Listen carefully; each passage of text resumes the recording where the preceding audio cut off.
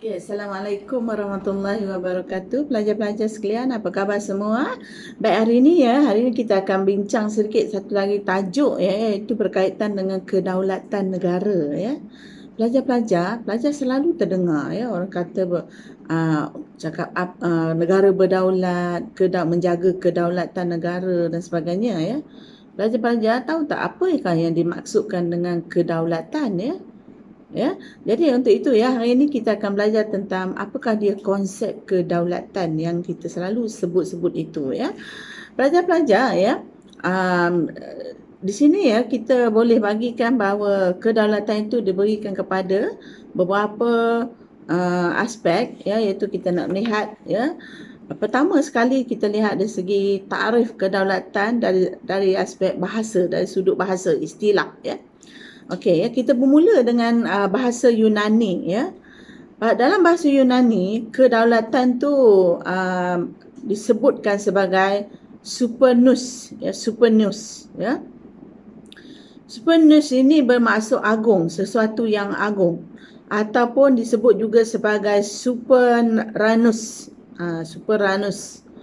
Ya, superanus ini maksudnya tertinggi, kedudukan yang tertinggi.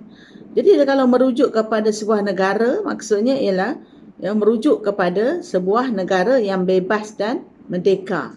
Itu dari segi bahasa Yunani ya, belajar. Baik, seterusnya kita pergi kepada istilah dalam bahasa Inggeris ya. Istilah dalam bahasa Inggeris. Dalam bahasa Inggeris menyebut bahawa kedaulatan itu ialah sovereignty. Sovereignty. Iaitu di mana sebuah negara itu mempunyai kuasa penuh terhadap pemerintahan negaranya ya. Okey, dalam bahasa Arab konsep kedaulatan ini dipanggil sebagai daulah ya. Itu daulah ya pelajar, iaitu merujuk kepada kuasa pemerintahan tertinggi sesebuah kerajaan. Dan akhir sekali dalam konteks bahasa Melayu ya, istilah bahasa Melayu, bahasa kita yang disebut sebagai daulat. Ya, daulat merujuk kepada kekuasaan tertinggi terhadap pemerintahan sesebuah negara. Pelajar-pelajar lihat ya, dari segi tarikh keempat-empat bahasa tadi ya, semuanya adalah merujuk kepada kuasa dan kedudukan tertinggi dalam pemerintahan sesebuah negara. Baik, pelajar-pelajar seterusnya kita cuba tinjau ya dari segi sudut pandangan beberapa orang tokoh ya. Mereka memberikan tafsiran terhadap kedaulatan ini sesuai dengan zamannya ya. Baik, kalau kita perhatikan yang pertama sekali Aristotle ya, Aristotle ni adalah seorang ahli falsafah Yunani. Beliau merujuk ya bahawa kedaulatan itu merupakan kuasa tertinggi dalam sistem pemerintahan sesebuah negara, iaitu kerajaan yang terikat dengan undang-undang ya. Okey, itu Aristotle. Tokoh yang kedua Ibn Khaldun ya. Ibn Khaldun ni merupakan seorang ilmuwan Islam yang tersyhur ya. Ibn Khaldun merujuk kepada ya kedaulatan itu sebagai satu semangat kekitaan bangsa ya, semangat kekitaan bangsa yang diiringi dengan kekuatan semangat beragama ya, yang menyebabkan bangsa rela untuk berkorban demi mencapai cita-cita yang sama. Maknanya di sini Ibn Khaldun mengaitkan kedaulatan itu sebagai kekuatan semangat bangsa yang dikaitkan dengan, dijalinkan dengan agama ya. Dengan itu menyebabkan sesuatu bangsa itu rela berkorban demi mencapai cita-cita yang sama. Baik. Seterusnya ahli falsafah politik Perancis ya, yang bernama Jean Bodin ya. Jean Bodin merujuk kepada kuasa tertinggi sesebuah negara bersifat kekal ya, bersifat kekal, serta kuasa tidak terbatas kepada membuat undang-undang ya, mentafsir dan juga melaksana ya. Okey, itu yang dikatakan sebagai kedaulatan itu, iaitu sesebuah kuasa tertinggi sesebuah kerajaan yang bersifat kekal, ya, dan kuasanya itu tidak terbatas kepada membuat undang-undang, mentafsir dan melaksanakannya. Baik. Kemudian bagi sudut pandangan tokoh di negara kita, iaitu mantan Perdana Menteri Malaysia yang pertama, Tunku Abdul Rahman Putera Al-Haj, merujuk kepada kedaulatan itu merupakan satu prinsip kebebasan dan keadilan yang memperjuangkan kebajikan dan kesejahteraan rakyat. Ya. Dan yang terakhir sekali, mantan Ketua Hakim Negara bernama Tun Dr. Muhammad Saleh Abbas, ya. Kedaulatan menurutnya adalah merupakan asas negara yang merdeka, memiliki kebebasan, hak dan kuasa untuk mengatur urus negara tanpa mengikut telunjuk kuasa asing. Itu dipanggil kedaulatan.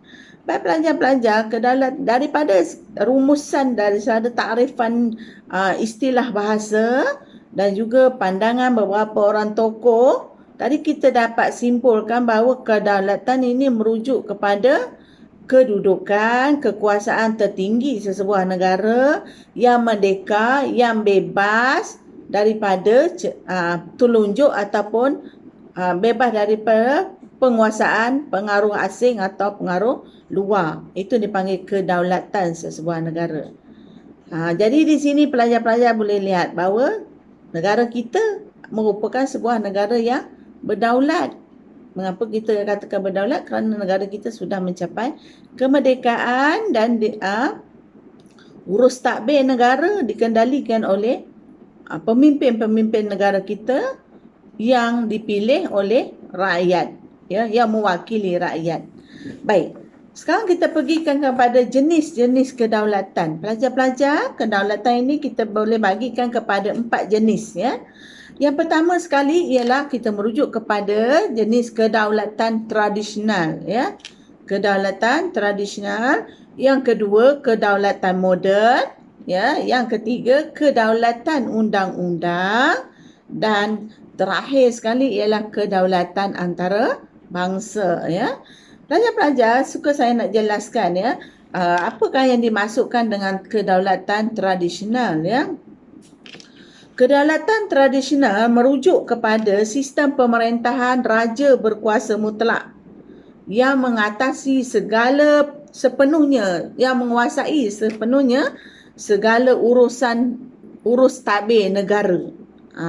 Itu maknanya terletak pada satu kuasa mutlak, ya.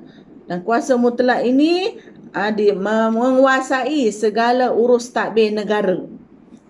Ya. Kemudian kedaulatan moden. Kedaulatan moden dikaitkan dengan hak rakyat dan kerajaan berperlembagaan. Ya. Hak rakyat dan kerajaan berperlembagaan. Juga dikaitkan dengan nasionalisme yang menggunakan persamaan rumpun bangsa dan bahasa untuk membentuk sebuah negara. Okey, itu kedaulatan moden. Baik. Pelajar-pelajar, ketiganya ialah kedaulatan undang-undang, ya, kedaulatan undang-undang. Di sini kerajaan dan rakyat terikat dengan undang-undang yang diwujudkan bagi menjamin keadilan hidup bermasyarakat. Ya. Okey. Terakhir sekali ialah kedaulatan antarabangsa. Kedaulatan antarabangsa merupakan satu pengiktirafan pertubuhan bangsa-bangsa bersatu terhadap sesebuah negara. Ya. Dan ini membuktikan negara tersebut bebas, merdeka dan berdaulat.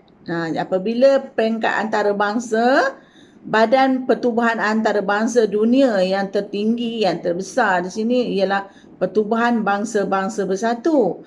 Jadi sesebuah negara yang telah diiktiraf oleh Pertubuhan Bangsa-Bangsa Bersatu merupakan negara itu dianggap sebagai sebuah negara yang berdaulat. Kenapa pelajar-pelajar? Kerana itu sebagai satu bukti yang menunjukkan bahawa negara tersebut telah bebas, telah merdeka dan boleh melaksanakan urus tadbir negaranya sendiri tanpa campur tangan daripada pihak asing atau mana-mana kuasa luar yang tidak berkenaan dengan negara itu, ya. Okey, pelajar-pelajar, sekarang sudah boleh faham apakah yang dimaksudkan dengan kedaulatan, isu kedaulatan, ya. Kita dah jelas. Jadi pelajar-pelajar boleh fikirkan, negara kita Malaysia yang tercinta ini adakah sebuah negara yang berdaulat?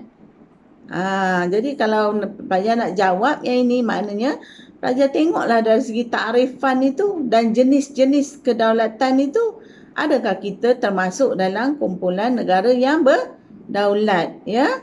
Okey, pelajar-pelajar, tolong fikir-fikirkan, renung-renungkan, kaitkan dengan negara kita, ya. Okey, itu saja. Sekian, terima kasih. Assalamualaikum warahmatullahi wabarakatuh.